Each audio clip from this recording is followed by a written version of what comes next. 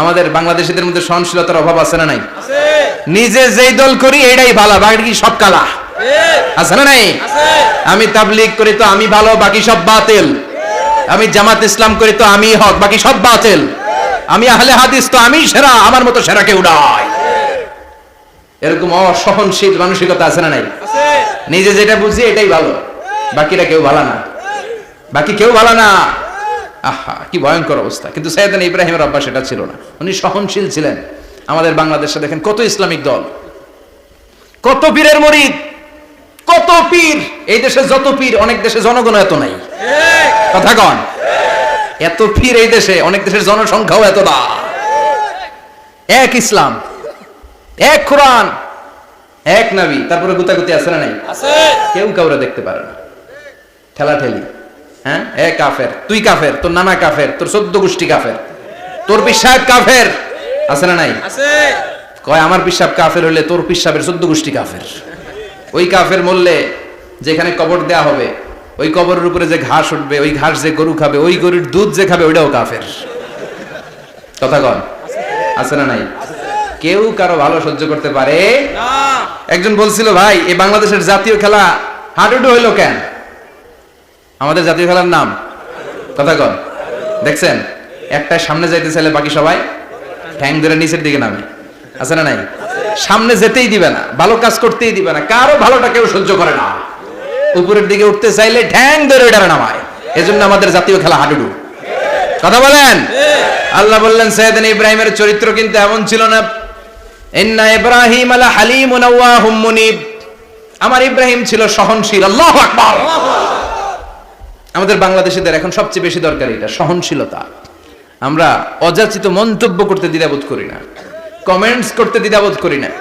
ফেসবুকে, ইউটিউবে কমেন্টস আছে না নাই? আছে। কার ব্যাপারে তুমি কমেন্টস করো, কি বিষয়ে কমেন্টস করো, ওই বিষয়ে আদৌ তোমার ধারণা আছে কিনা, পড়াশোনা আছে কিনা, তুমি ওইটাতে স্পেশালিস্ট কিনা, কোনো ধারণা। ইচ্ছে মতো কমেন্ট আছে না নাই? আছে।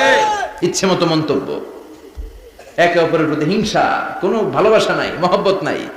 এক নবীর উম্মত, এক লা ইলাহার পতাকার তলে আমরা দাঁড়িয়ে, চিল্লায় বলেন ঠিক কিনা?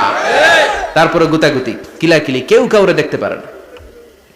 আল্লাহ তুমি হেফাজত করো, আমাদের মধ্যে তুমি ঐক্য তৈরি করে দাও, হিংসা জিঘাংসা তুমি হৃদয় থেকে দূর করে দাও। আবার আল্লাহ বললেন ইন্না ইব্রাহিমা কানা উম্মাতান ওয়াহিদা। আমার খলিল ইব্রাহিম শুধু সহনশীল নয়, আমার খলিল ইব্রাহিম একাই একটা উম্মত। আল্লাহু আকবার। এটা একটা কথা হইলো? একা একটা উম্মত হতে পারে? আমরা সবাই উম্মত, কোটি কোটি মানুষ, ফলে বিশ্বনবীর উম্মত, উম্মতে মুহাম্মাদী, ঠিক কিনা? একজন কি একটা উম্মত হতে পারে? আল্লাহ বলেন ইব্রাহিম এমন নবী, একাই একটা উম্মত। সুবহানাল্লাহ পড়ে। ইন্না ইব্রাহিমা কানা উম্মা ওয়াহিদার, কারণ উনি যখন জমিনে ছিলেন একটা লোক আল্লাহর নাম নেয়ার মতো ছিল না, সব ছিল মুশরিক। উনি ছাড়া সব মুশরিক। উনি ছিলেন মুওয়াহহিদ, তাওহীদের পক্ষে। উনি ছাড়া পৃথিবীতে তখন যারা ছিল সব ছিল তাওহীদের বিপক্ষে, মানে মুশরিক। আল্লাহ বুঝাতে চাইলেন পুরো মুশরিক গোষ্ঠী একটা উম্মত, আমার ইব্রাহিম খলিল একাই আরেক উম্মত। ইন্না ইব্রাহিমা কানা উম্মাতান ওয়াহিদা। সাইয়েদনা ইব্রাহিমের সময়কালে মুসলমান বলতে কেউ ছিল না, উনি একা ছাড়া। তার মানে গোটা বিশ্বের সব মুশরিক মিলে একা একটা উম্মত, সাইয়েদনা ইব্রাহিম নিজে নিজে একটা উম্মত। কি পরীক্ষা করে, কিভাবে আল্লাহ ওনারে উত্তীর্ণ করেছেন। এজন্য খুশি হয়ে আল্লাহ ওনারে খালিল উপাধি দিয়েছেন। কথা কন, ওনার কিছু উপাধি আছে, একটা হচ্ছে সিদ্দিক। কি উপাধি? আমাদের অনেকের নাম আছে না? এদিকে আছে সিদ্দিক নামে কেউ? মাশাআল্লাহ আছে তো। সিদ্দিক মানে কি জানেন? হ্যাঁ, কথা কন। সত্যবাদী। শুধু সত্যবাদী না, সত্য প্রকাশে, সত্য গ্রহণে, সত্যের ব্যাপারে আপোষহীন, কোনো আপোষ করে না। চিল্লা এখন ঠিক কিনা? বিশ্বনবী মেরাজে গেলেন, মেরাজ থেকে ফিরে আসলেন। বিশ্বনবী বর্ণনা করলেন আমি বাইতুল মাকদাস দেখেছি মাঝরাতে, লক্ষাধিক নবীকে নিয়ে নামাজের ইমামতি করেছি, 7 আকাশ দেখেছি, আল্লাহর আরশ দেখেছি, আল্লাহর সাথে কথা বলেছি, আবার ফজরের আগেই মক্কায় ফিরে এসেছি। সবাইকে খাইছে খাইছে, মুহাম্মদের মাথার তার ছিঁড়ে গেছে। নাউজুবিল্লাহ। আবু জাহেল, উতবা, সাইবা সবাই মিলে একটা সুযোগ পেল, বললো এতদিন আমরা আবু বকররে বুঝাইতে পারি না, আজকে মুহাম্মদ যে গাঞ্জাখুরি কথা বলে, এটা বললে আবু বকররে আমাদের দলে নিয়ে আসা যাবে। সবাই সাইয়েদনা আবু বকরের কাছে যায়, যে বলে আবু বকর জানো নাকি তোমার নবী নতুন কথা আমদানি করেছে? কি বলেছে আমার নবী? তোমার নবী বলে মাঝরাতে বাইতুল মাকদাস গিয়েছে। বাইতুল মাকদাসে তখন দ্রুতগামী ঘোড়া দিয়ে ছুটলেও যেতে লাগে 15 দিন। অ্যাবাউট টার্ন কাম ব্যাক, ফিরে আসতে আরো 15 দিন, মোট কয় দিন? 1 মাস। যেতে আসতে 1 মাস। তোমার নবী মাঝরাতে নাকি বাইতুল মুকাদ্দাসে ইমামতি করছে, 7 আকাশ ঘুরেছে, আল্লাহর আরশ দেখেছে, আল্লাহর সাথে কথা বলেছে, আবার ভোর হওয়ার আগে নাকি মক্কার জমিনে ফিরে এসেছে। আবু বকর বললেন, আসলেই কি আমার নবী এই কথা কইছে? সবাই এক বাক্যে বলে, হ্যাঁ, তোমার নবী মুহাম্মদ এই কথা বলেছে। আবু বকর দ্ব্যর্থহীন কণ্ঠে ঘোষণা করে দিলেন, আমার নবী যদি এই কথা বলে থাকে, আমার নবী সত্য বলেছে।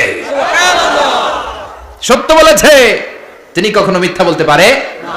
বিশ্বনবী খুশি হয়ে গেলেন, সাইয়েদনা আবু বকরের জন্য দোয়া করে দিলেন আর বললেন, আবু বকর আনতা লাস্তা আবু বকর ফাকাত, আজকে থেকে তুমি শুধু আবু বকর নও, আজকে থেকে তুমি আবু বকর as-সিদ্দিক।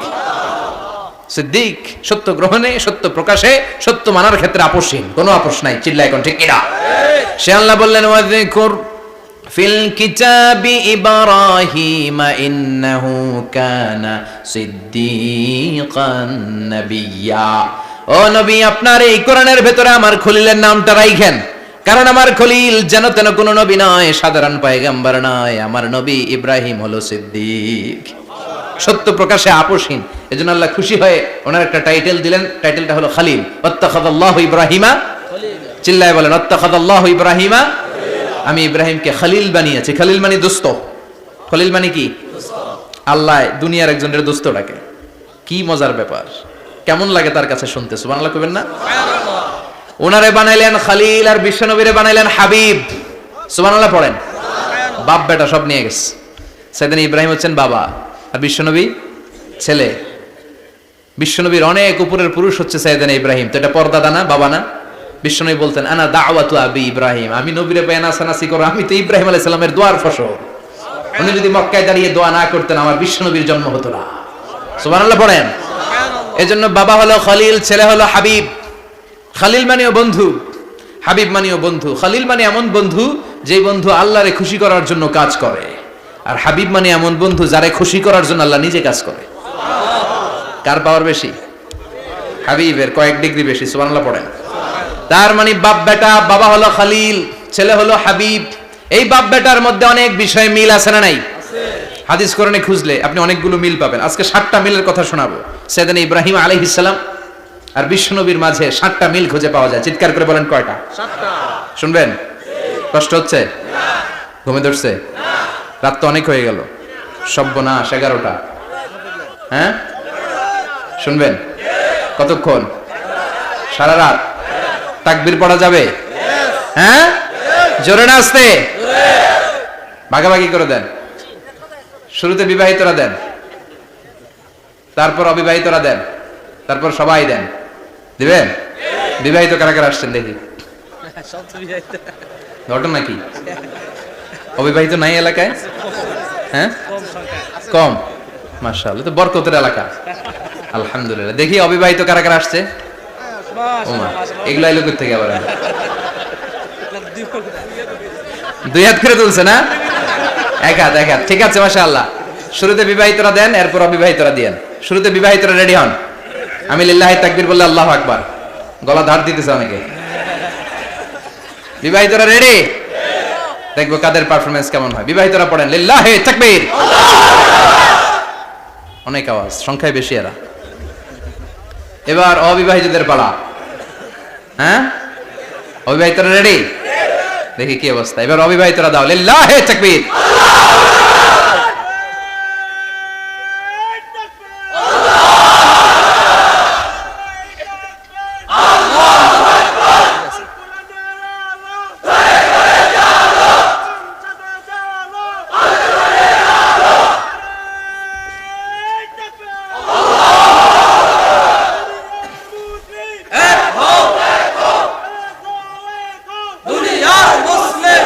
মাশাআল্লাহ, সবাই মিলে 3টা পড়েন, লিল্লাহি তাকবীর।